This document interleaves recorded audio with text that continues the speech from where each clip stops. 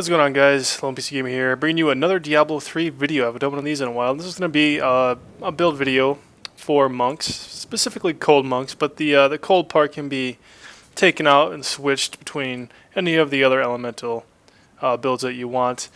This is going to be mainly for, it's kind of like a hybrid tank slash DPS build. The DPS part I'm going to talk about in a little bit here. There's a few skills that you can switch around. And there's a few things that I need more of that will make this build more efficient. I'll talk about that as well. First, let's go over what we are wearing for this particular build. So we got the Sunwuko set. You want the 4-piece. I would like the amulet instead, so I can just swap this helm out for the Orc's crown and use a diamond in there to get double the effect, double the cooldown. But this is what we got here. So we got the Sunwuko gloves here with the stats, as you can see. Would like cooldown reduction.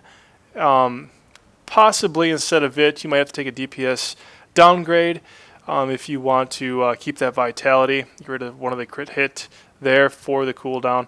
I would like cooldown on this. I'm still rolling for more shoulders, more Sunwuko shoulders. I would like dex fit, res, and cooldown. That would be the perfect stat, perfect shoulders that I would want. We got the 4-piece innas here. This is the chest. Belt, pants, just all buffed up with vitality armor, all res and all that. Here's the Sunwuko's crown. Only 4.5 right now because it's costing me 600k to roll this. Try to get to a 6, but this is where it's at, so it's fine for now. Here's my amulet that I'm using. Like I said, I'd rather have the Sunwuko's here, but this is a pretty damn good ami as it is. Crit damage, crit chance, and main stat there. I'm gonna go over the legendary gems here in a second.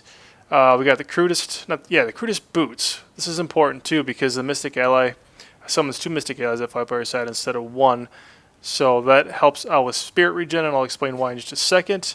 Here's the rings here, created damage, created chance, dexterity, and a pretty shitty ring of Royal Grandeur. You can use whatever ring of Royal Grandeur you have. There's obviously better ones out there than this, but it's necessary for the set pieces here to get the 4-piece innas and the 4-piece Sunwukos.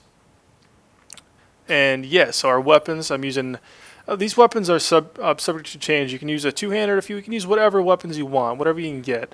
This is an ancient 1-hander, the Shenglong's Relentless Assault.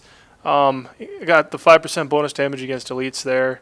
And this is the other 1-hander that I'm using. It's also ancient, 2800k DPS, 10% damage, extra damage, main stats, 2.4% chance to chill on hit, which is very good. It helps out quite a bit actually. And then the bracers here, the Gungdo gear. Any elemental damage, like I said, this is pretty much the only elemental damage I'm receiving a bonus from. It's only 17%, would like that to be a 20. I'm still rolling for it again, it's expensive, so this is where we're at right now. 6% crit hit chance on there as well, Vit Dex, good. Now, the important thing about this is the Exploding Palm part. Exploding Palm on death explosion applies Exploding Palm. So when you walk up to an enemy and you put an Exploding Palm on them and you happen to kill them within 9 seconds, it'll apply to the enemies nearby and so on and so forth. So it creates a chain reaction that blows shit up, and I'll show you how that works in just a minute here when we actually go onto the battlefield. So our legendary gems are Esoteric Alteration, raking that up to a 25. When it hits 25, not only will I gain the 16.5%, which is subject to change, it's going to go up even more when I rank it. Non-physical damage reduction, while below half-life, resistances to cold, fire, lightning, poison, arcane are increased by 75%. This is great for survivability. Get that up to 25. Bane of the Trapped. Increased damage against enemies under effects of control and parrying effects.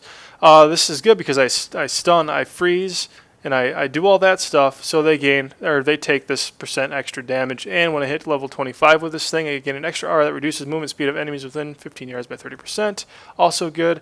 And the third legendary gem is Molten Wildebeest Gizzard, which regenerates my life by quite a bit. And the level 25 rank on this thing is after not taking damage for 4 seconds, I get a shield for 200% of my total life per second. So it's good to try to build up life per second on the side if you can. But like I said, I'm leveling this up. I'm still leveling all my gems up, and some of these pieces need to be swapped out. I need cooldown reduction on this, cooldown reduction on this. And I would like a Larry's crown here and a Sunwuko's ami here. That's what you want to go for. But this will work. So here's my damage right now is just under 1 mil, 28 base toughness here, 3.6 mil recovery. This is important for the higher, greater rifts, the toughness, and the recovery. Healing is very important on this build as well. And I'm getting all that toughness, not only from my all res and my vitality, but my skills as well. So the stuff that actually gives me that, for one, is the 4-piece in, is what gives me access to all 4 mantras at once. So as you can see here, I got all 4 mantras activated. And what I ended up doing was I put Mantra of Salvation Agility on, which increases my resistances that much more, buffing up everything else, giving me 28 mil toughness.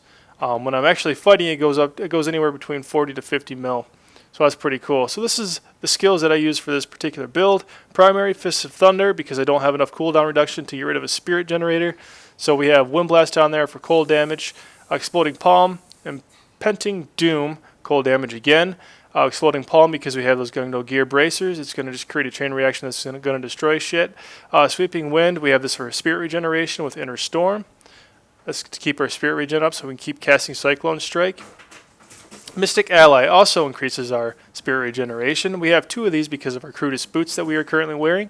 Cyclone Strike, this is good because it pulls in enemies closer to me, so when I apply Exploding Palm and they explode, they're that much closer, and it creates a chain reaction much more effectively rather than having enemies scattered about the battlefield. The mantra, I just explained why that's there. For our passives, we have Exalted Soul, which increases our spirit and spirit regen. Beacon of War reduces cooldowns by 20%. Again, I would like more cooldowns on this build. Cooldown reduction. Harmony, 40% of my single elemental resistances from items instead increases all my resistances. So that again helps out with my total toughness and why it is so high. I also have Transcendence here. So every point of spirit spent heals me. So this also helps my regeneration, and so that pretty much covers my gear, what the gear should be, but what I currently have, my skills. Let's take this out onto the battlefield and test it, shall we? Alright, so I just teleported to the Weeping Hollow here. I'm going to show you how this all works. So you're going to want to have Sweeping Wind on, you're going to want to pull these guys in, lay down Exploding Palm as many as you can, pull them in, smack them with your Fist of Thunder a few times, keep using Cyclone Strike whenever you have enough spirit ready, and shit fucking explodes. This is on T6 right now, by the way, in case you haven't noticed. There's many different versions to this build.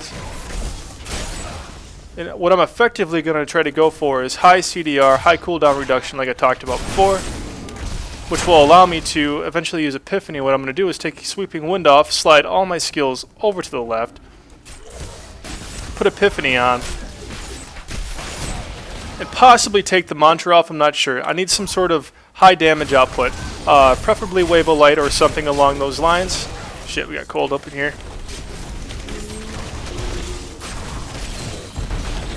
Stuff just explodes, man. So that's essentially how it works. Put your Sweeping Wind on, go up in there, apply Exploding Palm, pull them in, keep applying Exploding Palm until you feel enough enemies are covered, and then you just keep using Cyclone Strike and Fist of Thunder to do the work for you. Let's go back to town real quick and I'll talk about different versions of this build and where I eventually want to go with it. So like I said, I do want to have a high damage output. So we'd have to get rid of Fist of Thunder and Sweeping Wind in order to do this. So what I would do is move Exploding Palm from here to here and have Wave of Light or something like that to do some decent damage output there. Then what I would do is I would take off Sweeping Wind, slide these over to the right, and I would put Epiphany here, giving me constant spirit regeneration between Mystic Ally and Epiphany when it becomes available, when I have enough CDR. And the CDR you want to go for is anything above 50. 50 is kind of like a low grade build, but you want to have something closer to 70, as close to 70 as you possibly can. So what that's effectively going to do is when you're out there, you're applying your Exploding Palms, your Cyclone striking in, you start using your Wave of Light, and you're going to run out of spirit quickly. So you're going to hit Epiphany. Your spirit regen is going to increase dramatically. You're going to be able to keep spamming Wave of Light, Exploding Palm, and things like that. But you're going to notice that Epiphany is going to go away before you're able to actually kill like an elite mob, for example. So when that happens, you go ahead and you pop Mystic Ally, and you'll gain a spirit regen again for a short period of time. And by the time that's over, if you have enough CDR, your Epiphany will be back up and you'll be able to hit that again. So giving you the ability not to have to rely on a spirit generator. So anyway, that's been this build. If you enjoyed it, the link down below. Subscribe if you haven't. Hopefully it wasn't too complicated, and hopefully I said my words correctly and kind of made sense. I'll catch you guys later. Take care.